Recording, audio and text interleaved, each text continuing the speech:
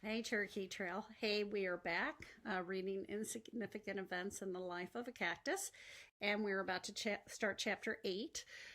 We finished chapter 7, the last one, and again, we found Avon at school still struggling.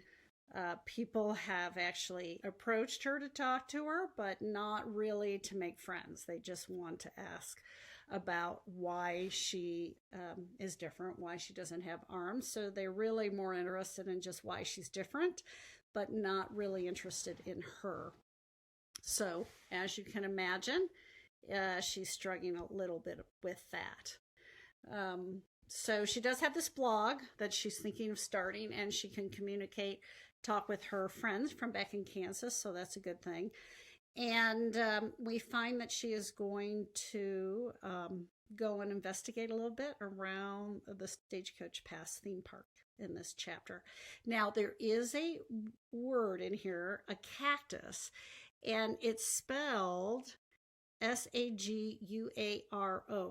Now, I actually had to look this up because it's not a word. I mean, I'm familiar with reading it, but not pronouncing it. So that's the interesting thing. Remember how I said that if someone mispronounces a word that they use correctly, don't ever make fun of them because they probably learned that word by reading it and not by hearing it. And so sometimes we'll know what a word is. Like I knew what this cactus looked like, but I had no idea how to pronounce it. So I'd look it up on Google Translate. So just like you, I often come across words that I don't know how to pronounce correctly. So it's saguaro. And even then, I'm not totally sure I'm pronouncing exactly right, but off of Google Translate, that's what it sounds like. Okay, let's get started. Behind Stagecoach Pass, at the center of the dirt trail where Billy and Fred lug around an endless stream of screaming children, stands a mountain. It's a tiny mountain. Well, maybe mountain is too generous a word for it. It's more of a hill, a mighty hill that desperately wants to be a mountain, but a hill nonetheless. I like to walk down Main Street in the early evening as the air starts to cool and the sky turns colors I've never seen before. I stop for a quick visit with Spaghetti, the poor mutant llama. Spaghetti, who understands how it feels to be ostracized by the other kids. If no one is in the soda shop, Henry might be sitting outside on the front porch in one of the old rocking chairs.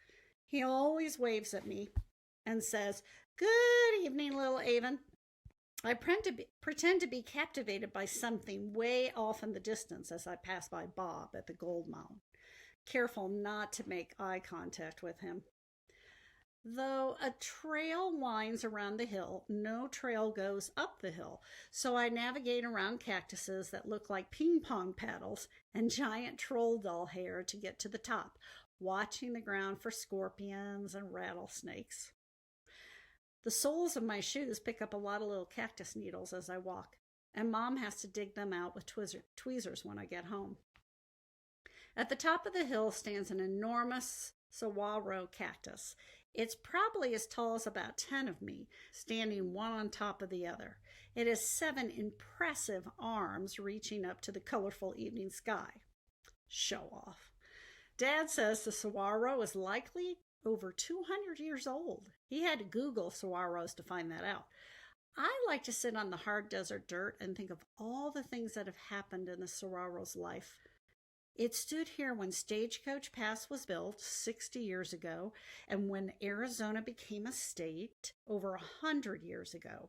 It stood here as the Civil War raged on the other side of the country, when women were finally granted the right to vote, and when Martin Luther King Jr. gave his "I Have a Dream" speech.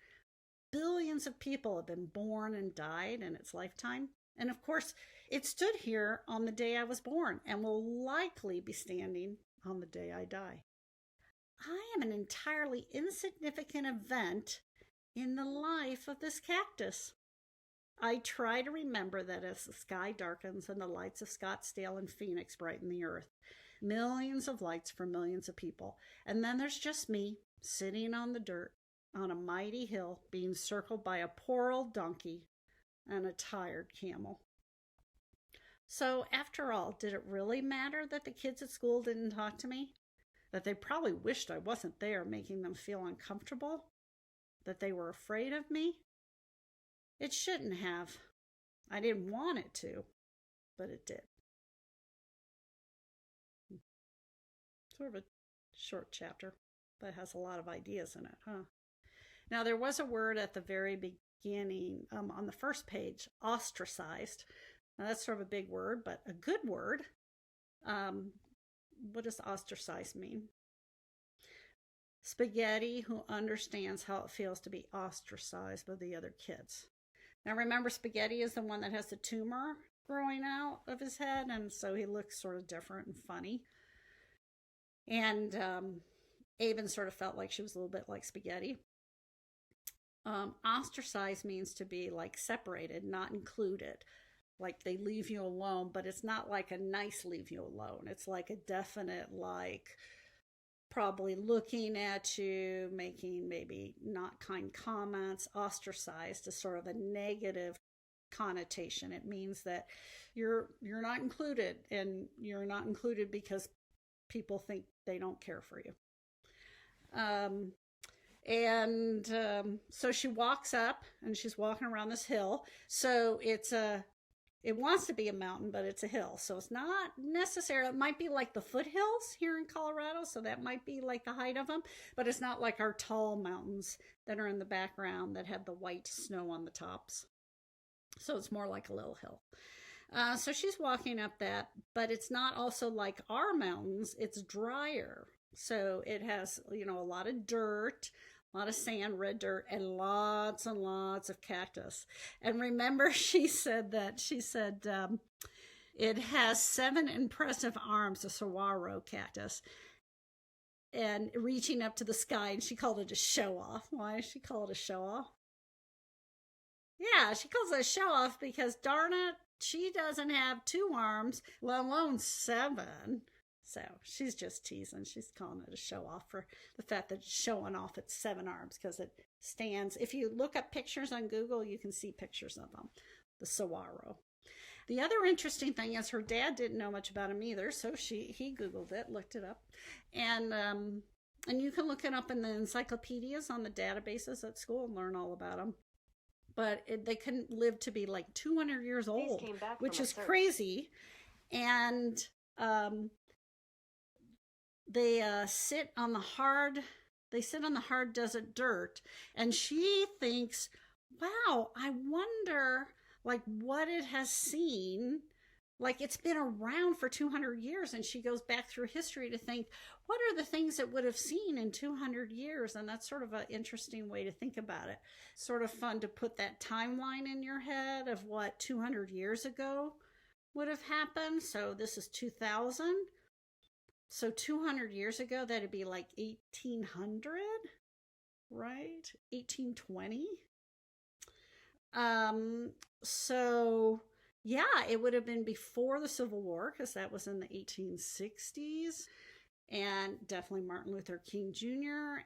and women winning the right to vote. So all the things in history that have occurred while this saguaro cactus has been living, if it's 200 years old.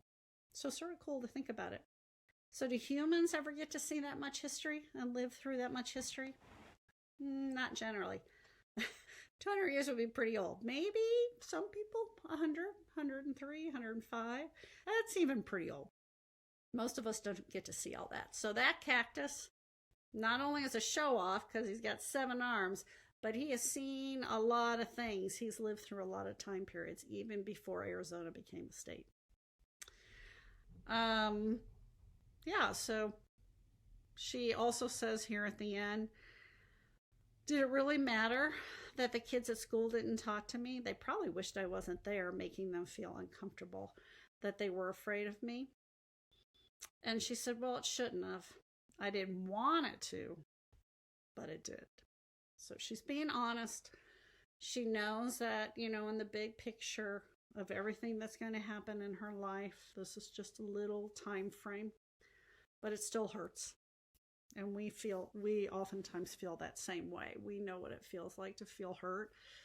And since we know how that feels and how it can ruin our day, just a little thing, we also know that that's something we don't want somebody else to feel either.